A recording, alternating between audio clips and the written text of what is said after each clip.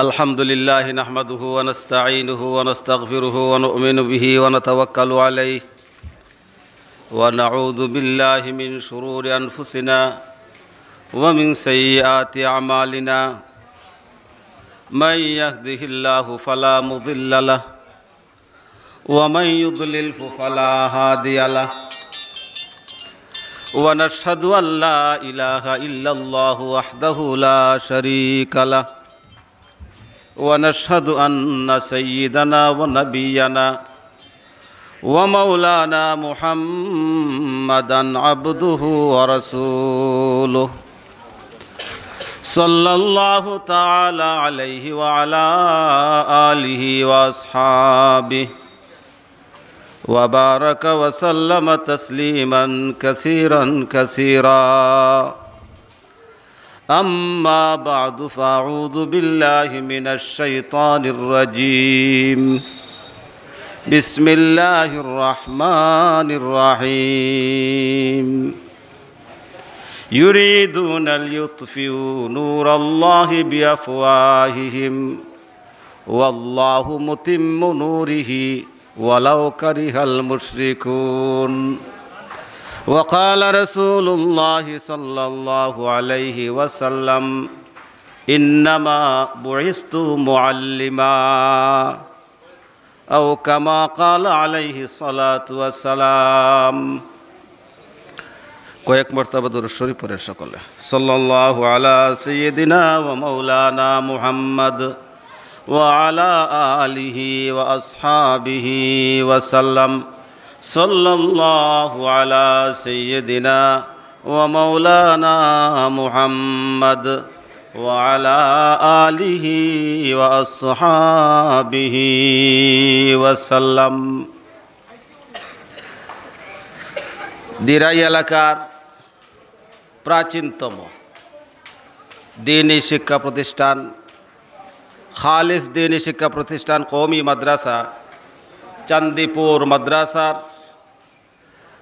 বার্ষিক ইসলামী মহাসম্মেলনের সম্মানিত সভাপতি হযরতুল আল্লাহ মুফতি সাহেব হুজুর দামাত বরকাতুহুম, মুহতারাম হযরত উলামায়ে কেরাম, এলাকার শ্রদ্ধা মুরব্বী সাহেবান, সর্বস্তরের সুপ্রিয় শ্রোতা মণ্ডলী, এলাকার পর্দানিশীন মা বোনেরা, মরণ নামের যে মৃত্যু নামের যে গেটটা আল্লাহ বানায় রাখছেন, এই গেটের ভিতরে দিয়া মন চাইলে ঢুকবো, আমার মন চাইলে এই গেটে ঢুকবো না, এই সুযোগ আছে নি কারো?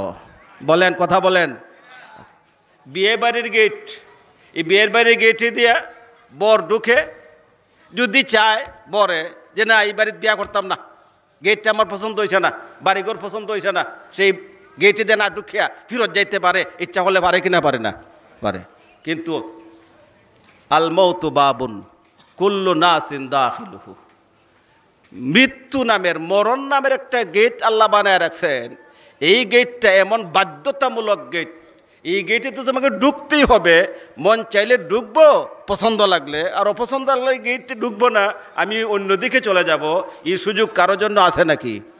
আছে। এই ক্ষেত্রে সব কিন্তু সমান। দুনিয়াতে আল্লাহ রাব্বুল আলামিন মানুষকে বেশ কম করে সৃষ্টি করছেন। মানুষে ব্যবধান আছে কিনা? নাই। দুইজন মানুষের চেহারা কি একরকম মিলে নাকি? বডি একরকম, মুখের গলার আওয়াজ কি একরকম, জ্ঞান একরকম, দ্বন্দ্বলত একরকম, বেশ কম করে সৃষ্টি করছেন। ব্যবধান আছে, অনেক ব্যবধান আছে, তফাত আছে, কিন্তু একটা ব্যাপারে সব একমত, এখানে ব্যবধান নাই, তফাত নাই। এটা কি? সবাইকে মরতে হবে। সবাইকে মরতে হবে কিনা? হবে না? গ্রামের মানুষ মরবে, শহরের মানুষও মরবে, মূর্খ মরবে, শিক্ষিত অশিক্ষিত, জি, নেতা কর্মী, রাজা বাদশাহ প্রজা, যে যেখানে আছো, মৃত্যুর স্বাদটা সবাইকে গ্রহণ করতে হবে কিনা? হবে না? তবে আমাদের বেলায় আগের যুগের মানুষ একরকম, আমরা আর একরকম। আগের যুগের মানুষ অনুন্নত, আমরা উন্নত দুনিয়ার বাসিন্দা, অনেক আগায় গেছি, ঠিক না? কথা ঠিক না? প্রগতির যুগ, উন্নতির যুগ, জ্ঞান বিজ্ঞানের কত উন্নতি, কত আগায় গেছি।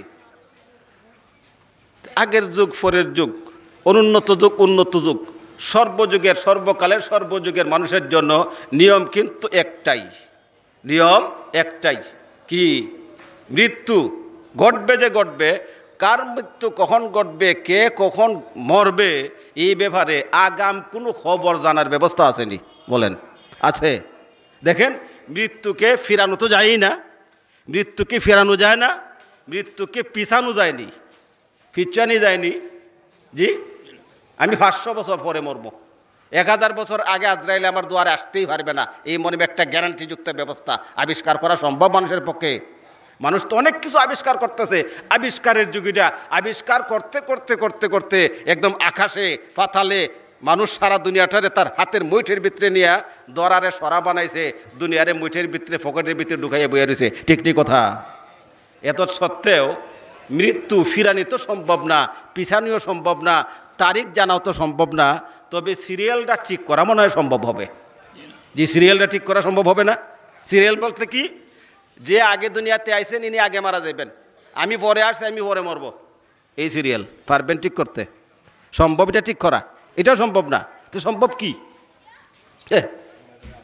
অনেক সময় দেখা যায় মা বৃদ্ধা অচল শয্যাশায়ী, বিছানায় পড়া, নড়াচড়াও করতে পারে না, হুশ জ্ঞানও তেমন নাই, শুধু একটু জানডা যে আছে বোঝা যায়, একটু চায়, একটু ইশারা ইঙ্গিত করে, আর একটু পাশ ফিরাইতে পারি কোনো রকম।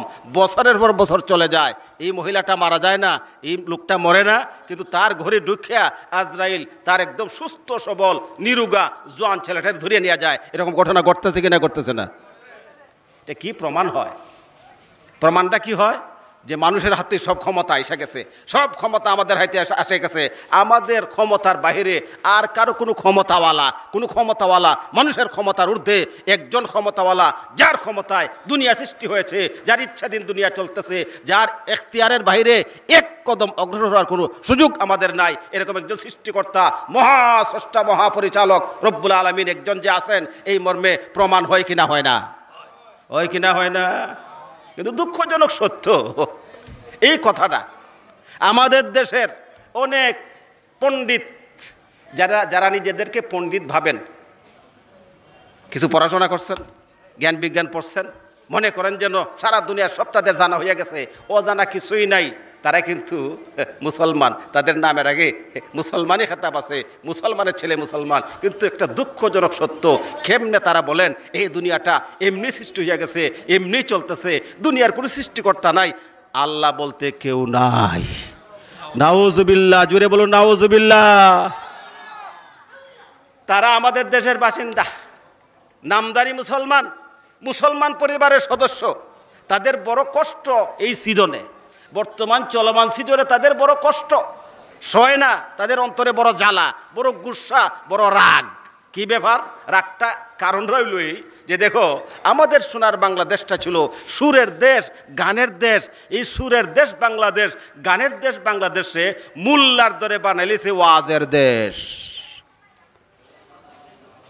অনেকে বলেন বুদ্ধিজীবী, পণ্ডিত, বাংলাদেশটা যেন সুরের দেশ, গানের দেশ, শীতের সিজনে গান হইতো, সুর হইতো বিভিন্ন জায়গায়, এটা পাল্টাইয়া মোল্লার দলে দেশটারে পিছাই নিয়ে যেতেছে, মোল্লার দলের দেশটারে পিছনের দিকে নিয়ে যাইতেছে, অন্ধকারের দিকে নিয়ে যাইতেছে, সেকেলে যুগে নিয়ে যাইতেছে। কি করছে?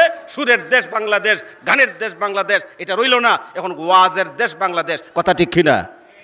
ওয়াজের দেশ বাংলাদেশ, কথা ঠিক না? আগের তুলনায় আমাদের দেশে ওয়াজ মাহফিলের আয়োজন কম হয় না বেশি হয়? কম হয় না বেশি হয়? দেখেন তো, 5 বছর আগের কথা স্মরণ করেন, 10 বছর আগের কথা স্মরণ করেন, আরও পিছিয়ে যান, দেখবেন হাতে গোনা কয়েকটা ওয়াজ মাহফিল এলাকাতে হইতো। এখন মাশাআল্লাহ প্রত্যেক রাত্রে কোনো না কোনো এলাকা, প্রত্যেকটা এলাকায় প্রতি রাতে কয়েক জায়গা থেকে মাইকের আওয়াজ কানে বাজে কিনা বাজে না? এইটা হলো তাদের জ্বালার কারণ। ঘুমানি যায় না মাইকের আওয়াজে, মোল্লার দলে দেশটারে গুল্লায় নিতেছে, মোল্লার দলে দেশে গুল্লায় নিতেছে, ও ফিরে একদম অন্ধকারে নিয়ে যাইতেছে, দেশটা ধ্বংস করতেছে। কি খালি ওয়াজ ওয়াজ আর ওয়াজ, এটা ভালো লাগে না।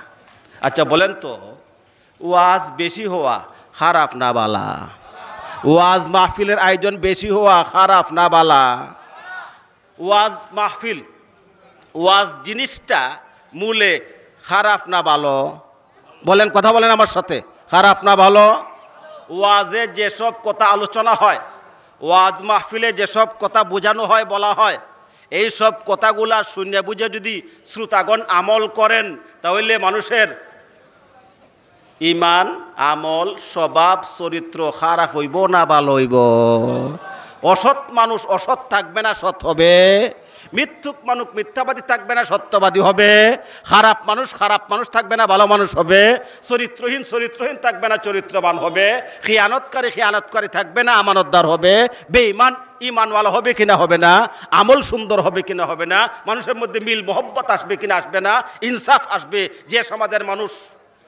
যে সমাজের মানুষ মিথ্যা কথা বলে, প্রতারণা করে, ধোঁকাবাজি করে, খেয়ানত করে, জুলুম করে, নানান আকাম কুকাম করে, এই সমাজ অশান্তির সমাজ। ওই অশান্তির সমাজটার মধ্যে শান্তি আসার পক্ষে ওয়াজ মাহফিলগুলি বিরাট ভূমিকা রাখতেছে। কি কথা বুঝে আসে আপনাদের? কারণ ওয়াজ মাহফিলে মানুষকে ডাকা হয় কিসের দিকে? সত্যের দিকে, ন্যায়ের দিকে, ইনসাফের দিকে, আমানতদারির দিকে, পরকালের দিকে। আল্লাহর ভয় অন্তর জাগ্রত করো, মা বাবার হক আদায় করো, মুরব্বীকে সম্মান করো, কারো হক নষ্ট করা, অন্যায়ভাবে কাউকে ছাতাইও না, অন্যায়ভাবে কারো জমি দখল করো না, অন্যায়ভাবে কাউকে মাথায় আঘাত করো না, অন্যায়ভাবে কারো অন্তরে আঘাত করো না। ব্যবসা যখন করবা হালাল ব্যবসা করবা, কামে রোজগারের ক্ষেত্রে হালাল করবা, হারাম বাদ দিবা, হালালে ধরো, হারাম ছাড়ো। এইভাবে বোঝানো হয়। ওই ওয়াজের কথা বলি বুঝে শুনিয়া মানুষ যদি আমরা সকলে আমল করতে শুরু করি, ওয়াজ মোতাবেক যদি কাজ করতে শুরু করি, আমাদের চরিত্র খারাপ থাকবে না ভালো হয়ে যাবে, মানুষ বেঈমান থাকবে না ঈমানওয়ালা হয়ে যাবে, সমাজের মধ্যে অশান্তি থাকবে না শান্তি আসবে, হিংসা বিদ্বেষ কমবে কিনা কমবে না, হিংসা বিদ্বেষ কমবে না, জুলুম নির্যাতন, নানান অপকর্ম, পাপাচার, যত সব অন্যায় কর্মকাণ্ড কমবে কিনা কমবে না। তাহলে দেখা যায় ওয়াজ মাহফিলগুলিতে যেসব বিষয় আলোচনা করা হয়, এইগুলি শুনিয়া বুঝে যদি দেশের লোক আমল করে, মানুষের আমল সুন্দর হয়, ইমান সুন্দর হয়, স্বভাব খাসলত সুন্দর হয়, চরিত্র সুন্দর হয়। আর চরিত্রবান মানুষের সমাজ হচ্ছে শান্তি শৃঙ্খলার সমাজ। আমাদের সমাজে শান্তি শৃঙ্খলা প্রতিষ্ঠার পক্ষে ওয়াজ মাহফিলগুলা বিরাট ভূমিকা রাখতেছে। এটা দেশের জন্য ক্ষতিকর কাজ না লাভজনক কাজ? দেশের জন্য ক্ষতিকর কাজ না লাভজনক কাজ বলেন? তাইলে এই একটা মহৎ কাজ, যে কাজটার দ্বারা দেশবাসী উপকৃত হইতেছে, দেশ মানুষের কল্যাণের ব্যবস্থা হইতেছে, দেশের অগ্রগতির ব্যবস্থা হইতেছে।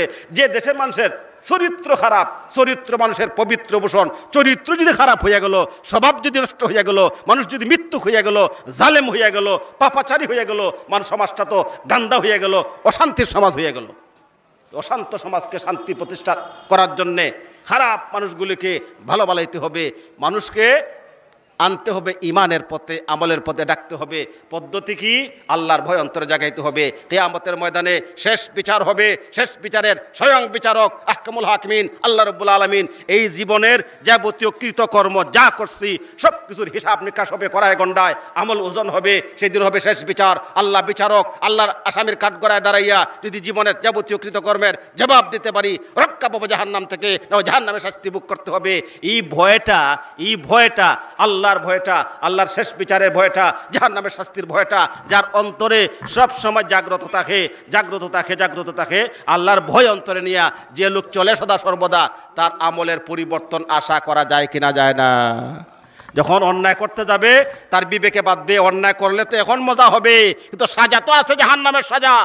এখন যদি হারাম আমি কামাই করি, মানুষের হক নষ্ট করি, জুলুম করি, কাউকে ছাতাই, অন্যায়ভাবে কাউকে মামলা করে হয়রান করি, মিথ্যা সাক্ষী দেই, এইসব অপকর্মের দ্বারা এখন হয়তো আমার সুবিধা হবে, কিন্তু আল্লাহ হাজির নাজির।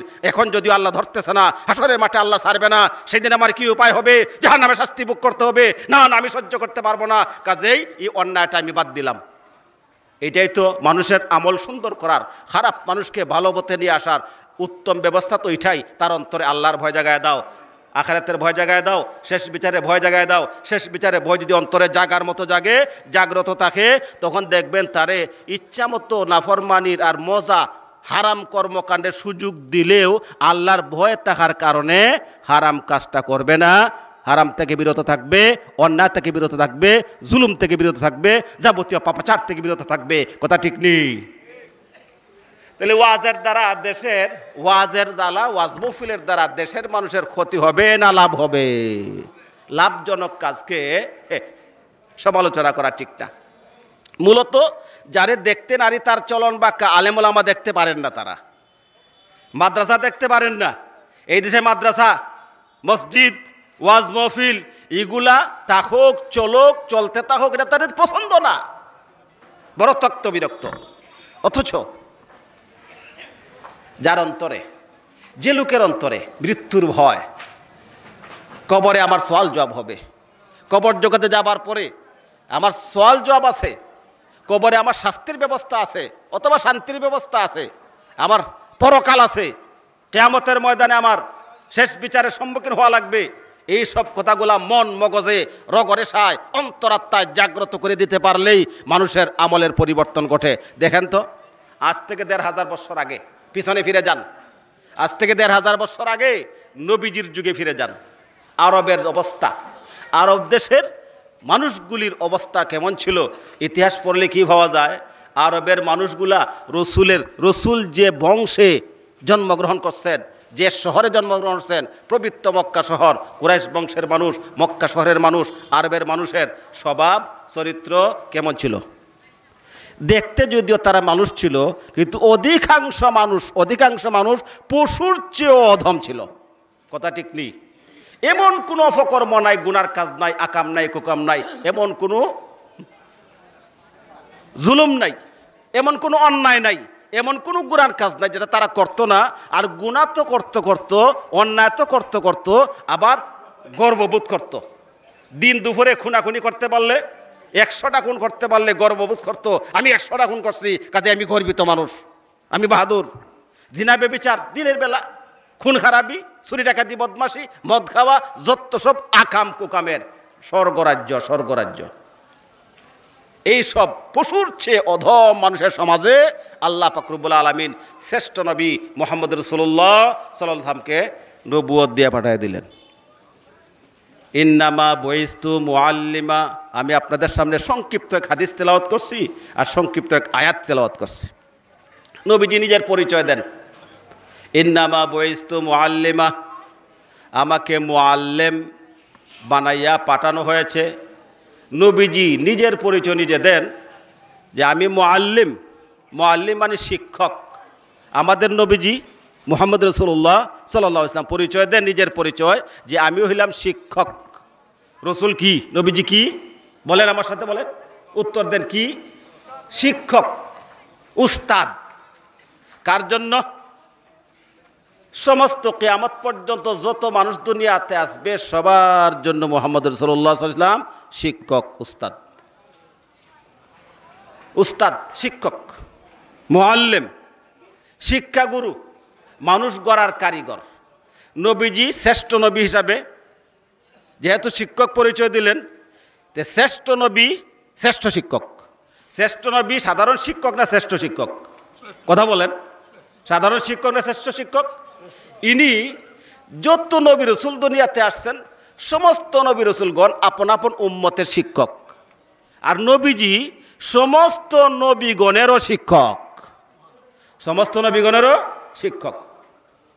নবীজি শিক্ষক সমস্ত নবীগণেরও, রসুলগণেরও, সমস্ত উম্মতের, কিয়ামত পর্যন্ত যত মানুষ দুনিয়াতে আসবে সবার জন্য রসুল হইলেন শিক্ষক, উস্তাদ। কেমন উস্তাদ? সাধারণ উস্তাদ না শ্রেষ্ঠ উস্তাদ? সাধারণ উস্তাদ না শ্রেষ্ঠ উস্তাদ? আরে আমাদের সমাজে যারা উস্তাদ আছেন, যত স্তরে যত উস্তাদ আছেন, সব উস্তাদগণের উস্তাদ নবীজি মুহাম্মদ রাসূলুল্লাহ সাল্লাল্লাহু আলাইহি ওয়াসাল্লাম। আমরা সমাজে কিছু উস্তাদ আছে, এরারে জঘন্য উস্তাদ হওয়া লাগবো, জঘন্য উস্তাদ। ড্রাইভার, গাড়ির ড্রাইভার, যে গাড়ির মধ্যে দুজন লোক থাকে, একজন থাকে ড্রাইভার আর একজন হেল্পার।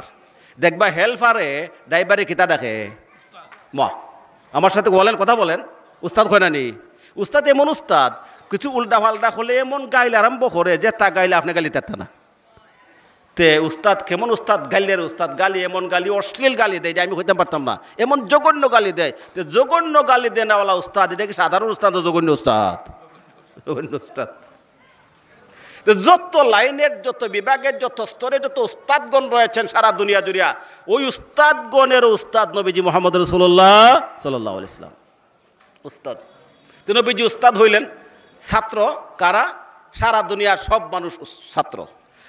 প্রথমত নবীজির ছাত্র সারা দুনিয়ার সব মানুষ, কিন্তু ছাত্র দুই প্রকার। দেখবেন যে কোনো একটা বিদ্যালয়ে ছাত্র যারা, এর অবস্থা দুইটা। কিছু ছাত্র আছে রীতিমতো হাজিরা দেয়, পড়াশোনা করে, উস্তাদের কথা মানে, তাদের চলাফেরা, আচার ব্যবহার, পড়াশোনা সব ঠিক আছে, এরা যোগ্য ছাত্র। আর কিছু আছে অবাধ্য ছাত্র, রেগুলার হাজিরও হয় না, পড়াশোনাও করে না, পরীক্ষাও দিতে চায় না, উস্তাদের কথাও মানে না, চলাফেরা বলে না, উঠা বসা বলো না, শুধু শুধু খালি নাম কাওয়াচ্ছে ছাত্র। এটা হইল কি যোগ্য ছাত্র না অযোগ্য ছাত্র? হ্যাঁ, যোগ্য না অযোগ্য? অযোগ্য ছাত্র। এবার আসেন নবীজি মুহাম্মদ রাসূলুল্লাহ সাল্লামের ছাত্র যারা কিয়ামত পর্যন্ত উম্মত, সবাই ছাত্র। এরাও দুই ভাগে বিভক্ত। কি? সুযোগ্য ছাত্র, বাধ্য ছাত্র আর অবাধ্য ছাত্র। নবীজির অবাধ্য ছাত্র কারা? আবু জাহাল, আবু লাহাব আর তাদের সাঙ্গ পাঙ্গ যারা কিয়ামত পর্যন্ত সবাই নবীজির কিতা বাধ্য ছাত্র না অবাধ্য ছাত্র? অবাধ্য ছাত্র কারা? উস্তাদের কথা তো মানে না, উস্তাদের কিলায়ও যারা আসেনি আমরা সমাজে, উস্তাদ কিলা ওরা ছাত্র আছে কিনা নাই? উস্তাদরে কিলায় না, খালি লাঠিও আছে কিনা নাই? উস্তাদরে কিলাইয়া লাথিয়া একবারে গুলালু বানায় না, ইঁদুর বানায়, আসেনি এমন ছাত্র? কিন্তু আলহামদুলিল্লাহ আমাদের কই মাদ্রাসাগুলোর ইতিহাস এটা নাই যে এখানে কই মাদ্রাসার কোনো ছাত্র তার উস্তাদকে কিলাই বেদুরের কথা রক্তচক্ষু দেখাইছে, বেয়াদবি করেছে, এমন একজন ছাত্র আমাদের মাদ্রাসায় নাই। আছে কোথায়? সেখানে। এখানে না সেখানে? ভার্সিটিতে আছে কিনা নাই? কলেজে আছে কিনা নাই? স্যার গেছেন ক্লাস দিবেন, ক্লাসরুমে ঢুকে দেখুন চেয়ার উল্টাইল, টেবিলের উপরে উল্টাইল চেয়ার। ছাত্রর দল দেখা যায় দাঁড়ায় খারা, কিতা স্যার কলারও দৌড়িয়েছে স্যারের, এটা পত্রিকাতে আয় না নি? ছাত্র হইয়া স্যারের কলারও দৌড়িয়া শেষ না, মাঠও টানিয়া নিয়া উত্তম মধ্যম দিয়া গুলালু বানাইছে স্যাররে। পত্রপত্রিকা আসে কিনা নাই? এরা ছাত্র। কেমন ছাত্র? বাধ্য না অবাধ্য? অবাধ্য ছাত্র তৈরির কারখানা কলেজ ভার্সিটি হইতে পারে, অবাধ্য ছাত্র তৈরির কারখানা কওমি মাদ্রাসা নয়। আমাদের কওমি মাদ্রাসা প্রতিষ্ঠার উদ্দেশ্য হচ্ছে এলেম অনুপাতে আমল হতে হবে। কথা ঠিক আছে? এলেম আছে আমল নাই, তে কি আছে কি নাই, আসল উদ্দেশ্যটা নাই। যে বেটার উজু আছে নামাজ নাই, আমার কথা বুঝেন তো আপনারা? বেটা উজু করে দৈনিক 10 বার, নমাজ পড়ে না একবারও, তোমারই উজু কোন হামল লাগছে মিয়া? যে লোক দৈনিক 10 বার উজু করে অথচ একবারও নামাজ পড়ে না, তার উজু কোনো কামে লাগে? বেকার। এইভাবে যে ব্যক্তি কোরআন হাদিসের ইলম অর্জন করেছে, বহু অর্জন করেছে, কোরআন হাদিসের ইলম পণ্ডিত হয়ে গেছে, কিন্তু নামাজের এই খবর নাই, আমলের খবর নাই, তার ইলম কোন খামো? হ্যাঁ, উজু আছে নামাজ নাই, এলেম আছে আমল নাই, একই ঠিকানা না? উজু আছে নামাজ নাই যে অবস্থা, এলেম আছে আমল নাই। এলেম আছে আমল নাই, এই বৈশিষ্ট্য কওমি মাদ্রাসার নয়। কওমি মাদ্রাসার বৈশিষ্ট্য হচ্ছে, স্বতন্ত্র হচ্ছে, রং হচ্ছে এলেম অনুপাতে আমল করতেই হবে। যদি দেখা যায় কওমি মাদ্রাসার পড়ার পরেও এলেম অনুপাতে আমল নাই, কওমি মাদ্রাসার সুযোগ্য সন্তান নয়, অযোগ্য সন্তান। তাহলে নিজেদের শান মান মর্যাদা আদর্শ বৈশিষ্ট্য রক্ষা করার স্বার্থেই আমরা যারা কওমি মাদ্রাসায় এসেছি, ছাত্র হয়ে আসি, উস্তাদ হয়ে আসি, যে অবস্থাতে কওমি মাদ্রাসার এরিয়ার ভিতরে ঢুকবো, আমাদের শান থাকতে হবে, বৈশিষ্ট্য হবে, এলেম অনুপাতে আমল করব, যা জানবো তা মানবো, যা জানবো তা মানবো, রাসূলের সুন্নত মোতাবেক আমল করতে হবে, আচার ব্যবহার সুন্দর করা লাগবে, কোরআন সুন্নাহ মোতাবেক আমাদের জীবনের গাড়ি চলতে হবে। কথা ঠিক? এলেম আছে আমল নাই, কিতা আছে? আতর আছে গেরান নাই। ইস, যে আতরের গেরানোই নাই, এটা খুব দামি আতর না নাকি? তখন চড়া মূল্যে বিক্রি হইব না? হ্যাঁ, ফুল আছে গেরান নাই, খুব দামি ফুল তো। গাছ আছে ফল নাই। ল্যাংরা আম বলে একটা আছে, ল্যাংরা আম আছে নি? এটা কিতা খাইলে মানুষ ল্যাংরা হয়ে যায় মনে হয় না? না কিতা জাত হই ল্যাংরা, খুব দামি আম। বেচারে 500 টাকা খরচ করে ল্যাংরা আমের চারা এনে বাড়িতে লাগাইছে, আর খুব ফানি দেয়, সার দেয়, যত্ন দেয়, আর বা ইয়রে গাছরা খালি আতায় ফালে বাপও ডাকে। কিতা আম ধরতো ল্যাংরাম, দামি আম খাইতাম। কিন্তু মাশাআল্লাহ প্রত্যেক বছর অন্যান্য গাছে ফুল দেয়, ফল দেয়, বল দেয়, হলতা দেয়, এই গাছের কোনো খবরই নেই। আচ্ছা, পয়লা বছর মনে হচ্ছে পয়লা বাড়িতে এসেছে, বাড়ি চিনছে না মনে হয়। আচ্ছা দেখি, পরের বছর আরও সার দেয়া, আরও যত্ন করিয়া, আরও মালিশ করিয়া, বা বাবাটা খেয়া, পরের বছর দেখা যায় যেই সেই কের বল দিত, কোনো খবরই নেই। এইভাবে কয় বছর অপেক্ষা করব? 3 বছর বড় জোর, 4 নম্বর বছর অত আল্লাহ ধরে তোমারে কিনে আনছি, আর কি ফেরন খেদমত তোমার, কত সার দেই পানি দেই, পারলে বা ফোটাকি, আর খালি তুমি খালি চেহারা দেখাইবাই না, তোমার এই চেহারা আমার দরকার নাই। ঠিক না কথা? কিতা করব? যত্ন করে রাখবো না কুড়াল? এই গাছের কপালো কিতা, কপালো না গুড়িত? কুড়াল দিয়া খাটিয়া সিরিয়া সিরিয়া লাকড়ি বানাইয়া সেন্দুকো বর্বনিয়া না চুলাত? কেন? গাছ আছে, ফল নাই, এই জন্য তো অপরাধটা কি? ফল নাই। আচ্ছা, যে আম গাছের ফল না থাকার কারণে কাটিয়া লাকড়ি বানাইয়া চুলায় গেল, এলেম অর্জন করার পরে যদি আমল না থাকে, ওই জালিমটাকে আল্লাহ জাহান্নামের চুলায় জ্বালাবে। এই জন্য শুধু শুধু শুধু এলেম, আমল ছাড়া আলেম মহাপাপী জালেম। কাজে কই মাসাগুলাকে আরো সতর্ক হওয়া চাই। আমি আমাকেও বলছি, আত্মসমালোচনা হবে। আমরা এই যে বৈশিষ্ট্য আমাদের, স্বাতন্ত্র আমাদের রং, এটা আমাদের ধরে রাখতে হবে যে কোনো মূল্যের বিনিময়ে।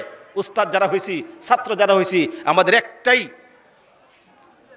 যে আমাদের কোরআন সুন্নাহ মোতাবেক আমল করতে হবে।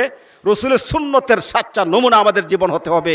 কোরআনে যা আছে আমাদের জীবনে তা থাকতে হবে, হাদিসে যা আছে আমাদের জীবনে তা থাকতে হবে। আমাদের আচার ব্যবহার হবে সুন্নত মোতাবেক, কথাবার্তা, আচার আচরণ, লেনদেন, সামাজিকতা, যাবতীয় সব কিছু হবে কোরআন সুন্নাহর বাস্তব নমুনা যদি হতে পারে। আমাদের মাদ্রাসা সফল, সফল, আজও সফল, কালো সফল, অতীতে ছিল সফল, বর্তমানে সফল, কিয়ামত পর্যন্ত সফল, ইনশাআল্লাহ সফল। সকলে আলহামদুলিল্লাহ। আরো জোরে বলতে হবে আলহামদুলিল্লাহ, আরো জোরে বলতে হবে আলহামদুলিল্লাহ।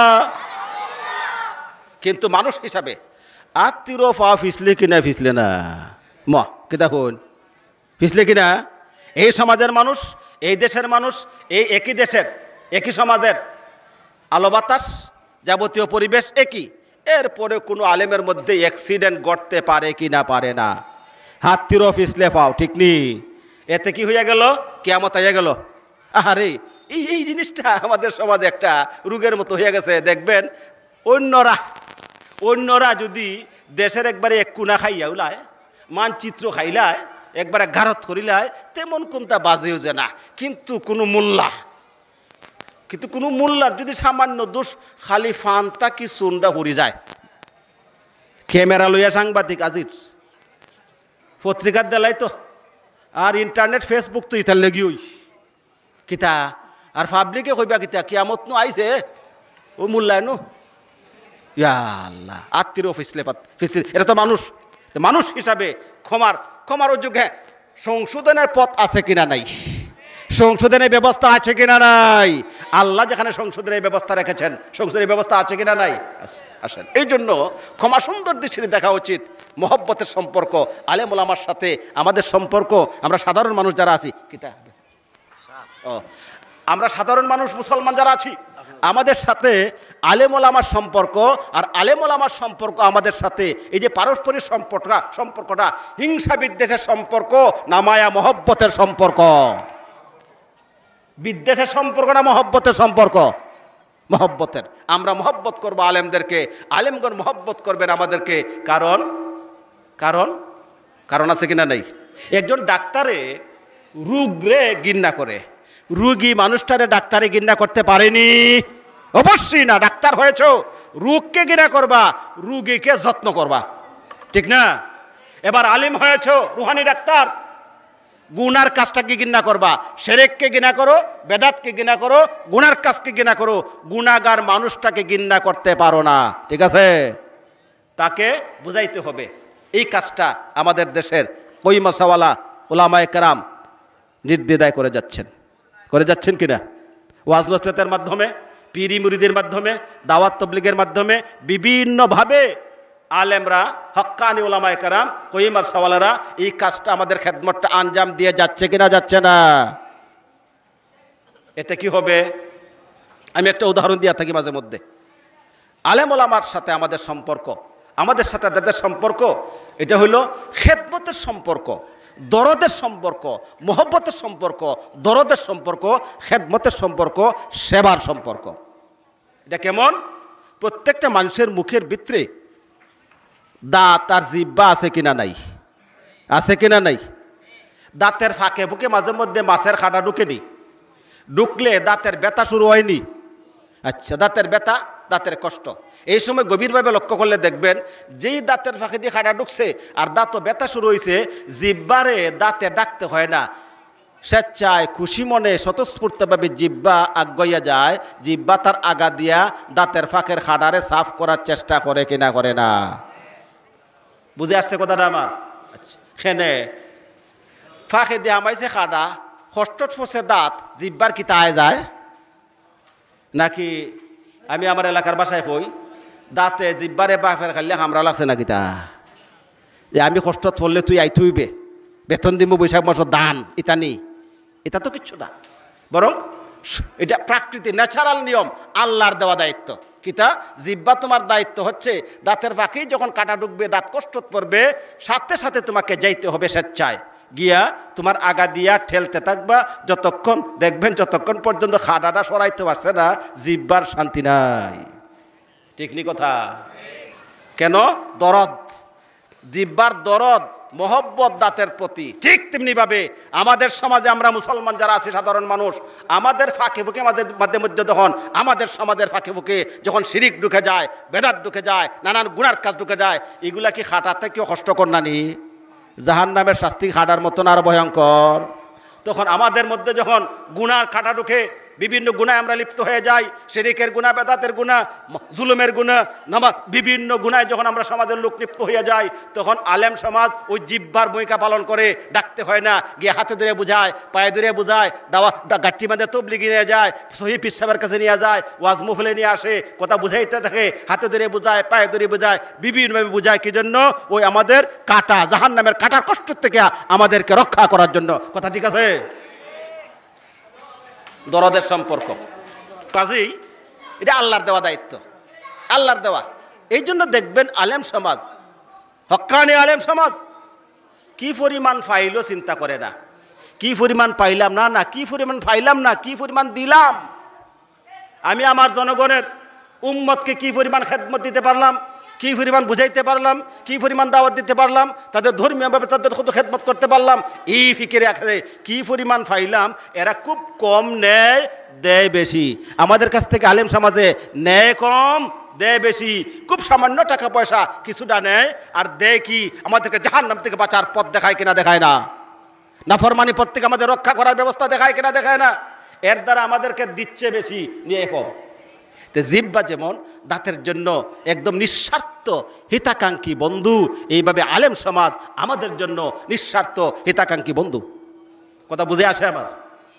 এখন তো তাহলে এমন নিঃস্বার্থ বন্ধু জিহ্বা দাঁতের জন্য, যতক্ষণ পর্যন্ত দেখবেন দাঁতের কষ্ট দূর হয়েছে না, জিহ্বার নিস্তার হই নাই, মাঝে মাঝে ঠেলতে ঠেলতে জিহ্বার আগা জখম হয়ে যায়, কি রক্ত বাড়ায় না?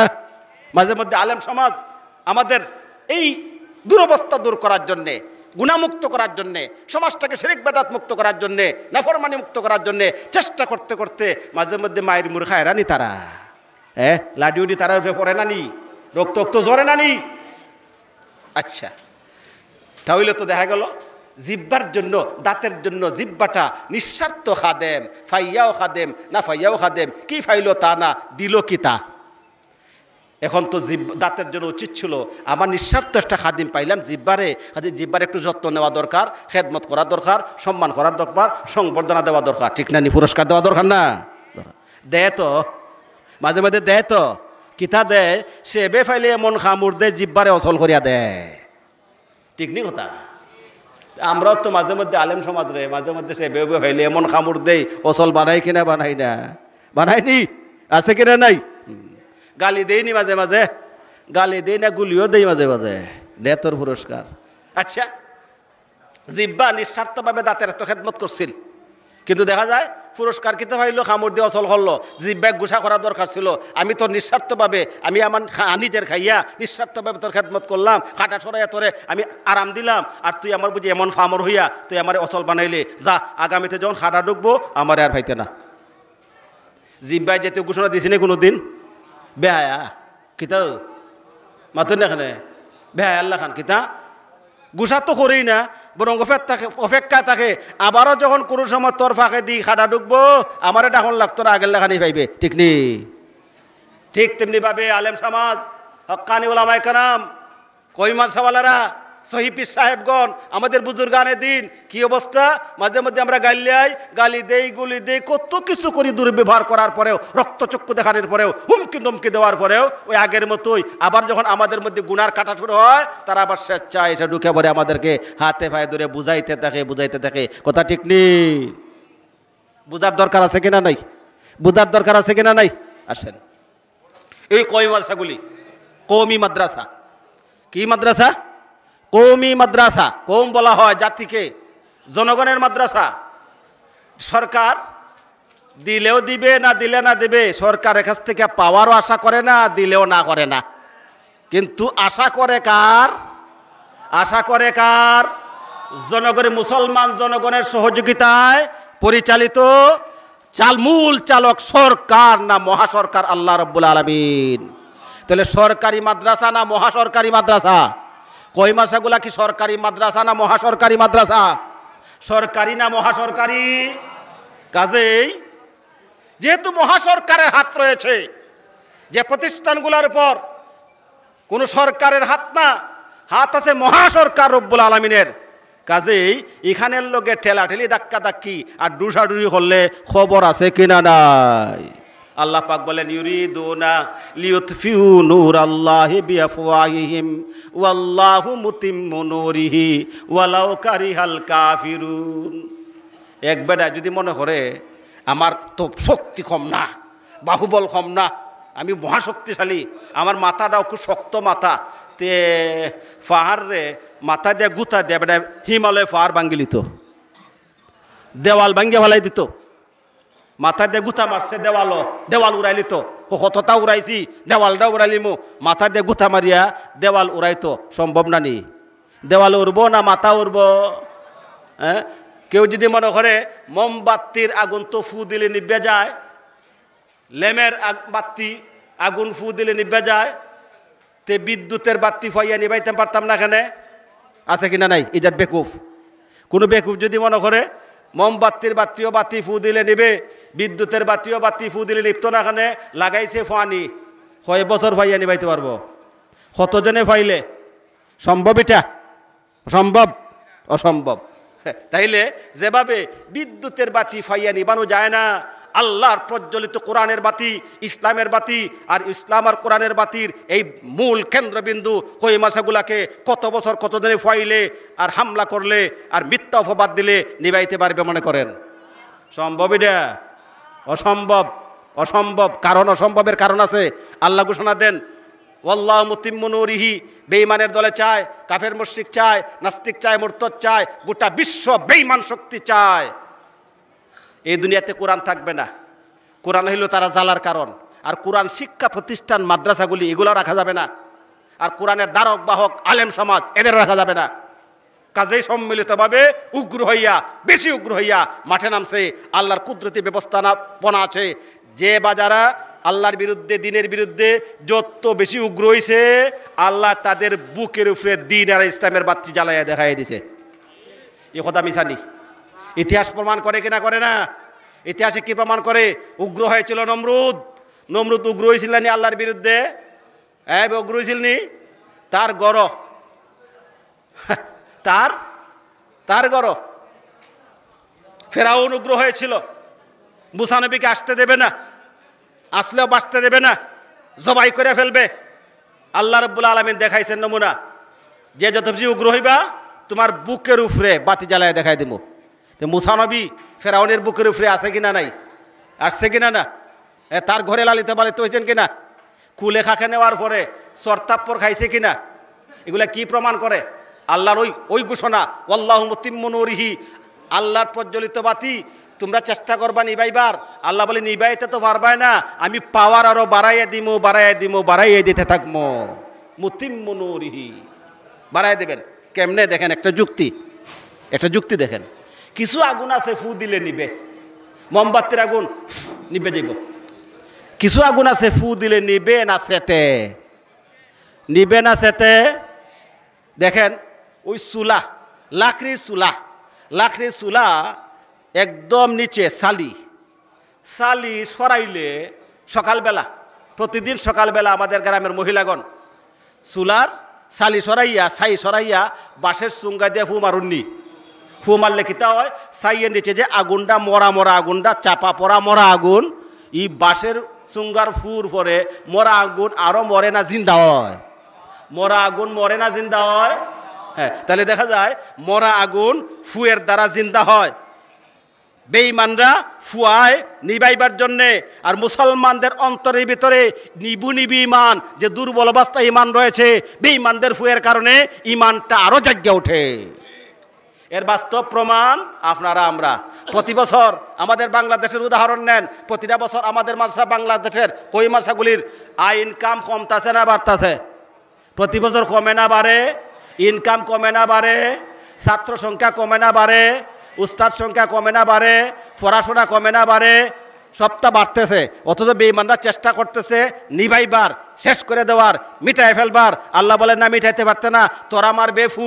আর আমার আল্লাহ, আমি আল্লাহর বান্দাবান্দির দলের অন্তরে ইমান যে দুর্বল ছিল, তোদের ফু আসার কারণে ইমানটা চেতে উঠবে।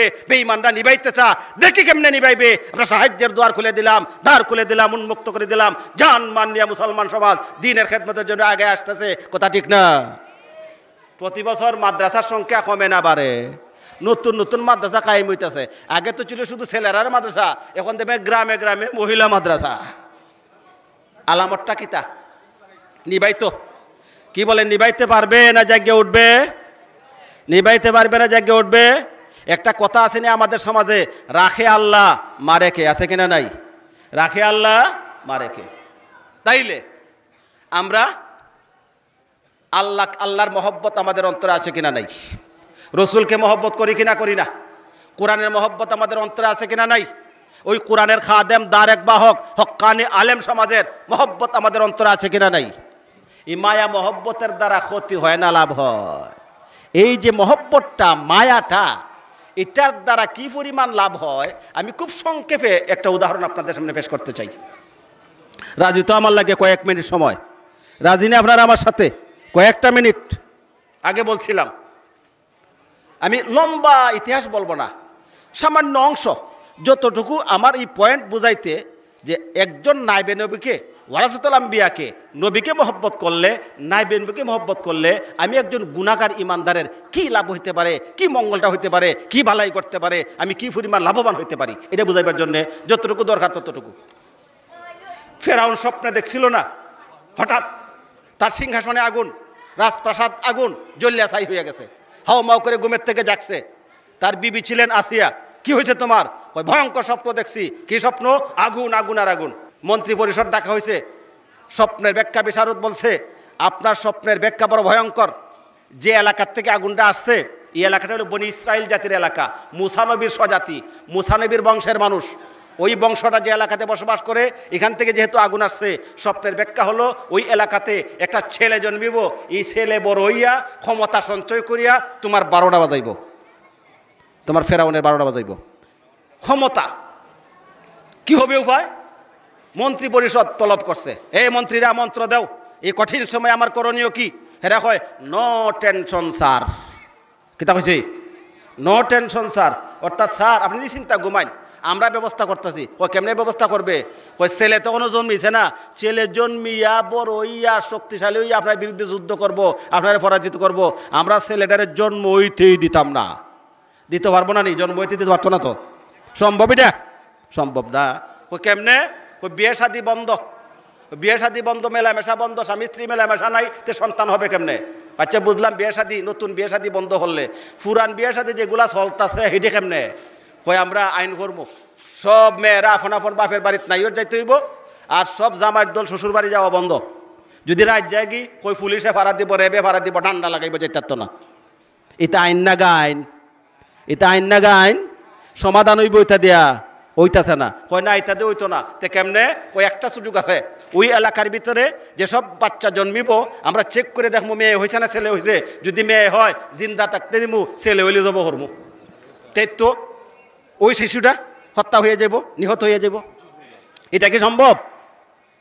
এই কঠিন সময়ে প্রত্যেকটা গর্ভধারিণী মহিলা যখন চিন্তিত যে আমার গর্ভত সন্তান আছে, প্রসব হইলে পরেই চেক করব মেয়ে না ছেলে, যদি ছেলে হয় আমার চোখের সামনে আমার কলজার টুকরারে নিয়ে জব করবো, আমি মা হইয়া সহ্য করবো কেমনে? এই কঠিন সময়ে হযরত শিশু মুসা নবীর মার গর্ভত ফাটাই দিল আল্লাহ। মুসা নবীর মার তো ঘুম হারাম, খানি হারাম, টেনশন আর টেনশন। আহারে, গর্ভের সন্তান, মেয়ে হইলে রক্ষা, ছেলে হইলে জব করবো, কিভাবে সহ্য করবো? আল্লাহ রাব্বুল আলামিন ওই সময় একটা কুদরতি মেসেজ দিলেন এলহামের মাধ্যমে। মুসা নবীর মারে জানাইলেন, ও গর্ভবতী মহিলা, তোমার গর্ভে মেয়ে দিছি না, আমি আল্লাহ তোমার গর্ভে ছেলে রে দিছি। এই খবর জানার পরে টেনশন গেছে কিনা নিকিতা হন, চিন্তা গেছে কিনা দূরইয়া না 100 ভাগ হয়েছে? শুলওয়ানা হয়েছে না? এখন তো একদম তিতা লাগে, খানি তিতা, গুম তিতা, চিন্তা আর চিন্তা। আল্লাহ পাক দ্বিতীয়বার একটা বার্তা পাঠিয়ে দিলেন ইলহামের মাধ্যমে, ও মহিলা, এত চিন্তার কারণ নাই, তোমার সন্তান রে তোমার কুল থেকে হারিয়ে নিয়ে জল্লাদ বাহিনী হত্যা করবে না। না, আমি কথা দিলাম তোমার গর্ভস্থ সন্তান প্রসব হবে, এই সন্তানটাকে জল্লাদ বাহিনীর হাত থেকে রক্ষা করা, আবার তোমার কুলে সন্তান ফেরত দেওয়ার দায়িত্ব আমি আল্লাহ আমার হাতে নিলাম। যেমন আল্লাহ বলেন, ইন্না নাহনু নাজ্জালনা যিকরা ওয়া ইন্না লাহু লাহাফিজুন, আমি আল্লাহ কোরআন নাজিল করেছি আর ওই কোরআনের হেফাজতের জিম্মাদারি আমি আল্লাহ আমার কুদরতের হাতে নিলাম। যে কোরআনের হেফাজতের দায়িত্ব আল্লাহ নিজে হাতে নিছেন, এই কোরআন মিটাইবে আর ওই কোরআনের প্রতিষ্ঠান মিটাইবে, আলেম ওলামা মিটাইবে, কারো পক্ষে সম্ভবই না। হ্যাঁ, আল্লাহর বিরুদ্ধে বিদ্রোহ হবে না। আচ্ছা, এখন আল্লাহ দিলেন ঘোষণা, আমি দেখাই দিমু, ও মহিলা চিন্তা করে আমি দেখাই দিমু, রাখে আল্লাহ মারতে পারে কে? তবে তোমার কিছু কাম আছে, খুব সহজ 2টা কাম তুমি করবা। ও গর্ভধারিণী মহিলা, খুব সহজ 2টা কাম তুমি করবা, বাকি যত কঠিন কঠিন কাজ আছে তোমার বাচ্চা হেফাজত করার জন্য, তোমার বাচ্চাকে ওই জাল্লাদ বাহিনীর হাত থেকে রক্ষা করার জন্য, তোমার কুলে আবার ফিরিয়ে দেওয়ার জন্য যত কঠিন কাজ আছে সবগুলো আমি করব, সহজ 2টা কাজ তুমি করবা। কথা বুঝেন? আল্লাহ চাইলে তো সবগুলা কাম নিতে পারলানে না। আল্লাহর হাতে কিছু কাম দিলেন কেন মারে? যে সহজ 2টা কাম তুমি করি লিবা, কঠিনগুলো আমার। এটা কিন্তু আমাদের বেলায় আছে কিনা নাই? আমাদের ক্ষেতে ফসল দেখে নাই, কিছু কাজ আমরা করণ লাগে কিনা লাগে না? ফসল যখন আল্লাহ দেনতে আল্লাহ আলবাই দিলেন এখানে, বীজ বাইন করে দিলেন এখানে, সার দিলেন এখানে আল্লাহ কন্যা, এইভাবে না। কিছু কাজ হালকাগুলা তোমরা করবা, কঠিনটা আমি করব, ঠিক আছে না? আমাদের শরীরের রোগ দূর করে কাটায়, রোগ দূর করে কে? তে আল্লাহ ওষুধ খাইলেন না এখানে। হ্যাঁ, ঔষধ খাওয়াটা তোমার, কিন্তু ক্রিয়াটা, ঔষধের ক্রিয়াটা কার হাতে? এইভাবে আমাদের সন্তান দেনেওয়ালাকে, কিন্তু বিয়াটা কার করণ লাগে? আমাদের। এইভাবে যত সামান্য খুব হালকা 2-1টা কাজ বন্দার দায়িত্বে, আর প্রত্যেকটা ক্ষেত্রে দেবেন কঠিন কাজগুলো কার দায়িত্বে? আল্লাহর দায়িত্ব। আল্লাহ পাক মুসা নবীর মারে বললেন, সহজ 2টা কাজ তুমি করবা, বাকি কঠিনটা আমি করবো। জি, এই তো আমি এসি। ও আচ্ছা আচ্ছা আচ্ছা, তাহলে আল্লাহ পাক রব্বুল আলামিন বললেন, সন্তান প্রসবের সাথে সাথে একটা বাক্স বানাইয়া বাক্সের ভিতরে সন্তান ঢুকাইয়া নীল নদীর পানি ছাড়ি দিবাই, হেফাজত করা, আবার তোমার কুলে ফেরত দেওয়া আমি আল্লাহর দায়িত্ব। কি করলেন আল্লাহ? কি বললেন? বাক্স বানাইবা, বাক্সের ভিতরে সন্তান ঢুকাইবা, নীল নদী ছাড়ি দিবা। এখানেও তো একটা বাক্স দেখা যায়, আছে কিনা নাই? এই বাক্স কথা মনে হয়েছে আমার, বাক্স মিল আছে কিনা নাই? মুসা নবী শিশু মুসাকে হেফাজত করবেন কে? জাল্লাদ বাহিনীর থেকে রক্ষা করবে কে? মার কুলে ফেরত দিবে কে? বাক্স ঢুকাইতো কে? আল্লাহ না আসিয়া মরিয়ম হযরত মুসা নবীর মায়ে? বাক্স ঢুকাইব কে? আল্লাহ। আসেন এবার, কোরআন হেফাজত করবেন কে? হাদিস কে হেফাজত করবে? দিন হেফাজত করবে কে? মসজিদ হেফাজত করবে কে? মাদ্রাসা হেফাজত করবে কে? কে হেফাজত করবে? হেফাজত আল্লাহ করবে। আমরা তো কোনো খাম নাই মনে হয়। মুসা নবীর মার খাম আছিল কিনা নাই? কি খাম? বাক্সের ভিতরে বাচ্চা ঢুকাই ভাই। আমাদের কিছু খাম আছে কিনা নাই? আছে কিনা নাই? বাক্সের ভিতরে পয়সা ঢুকাই ভাই। রাজি নি আপনারা? রাজি? কে কে রাজি হাত তুলেন? কে কে রাজি হাত?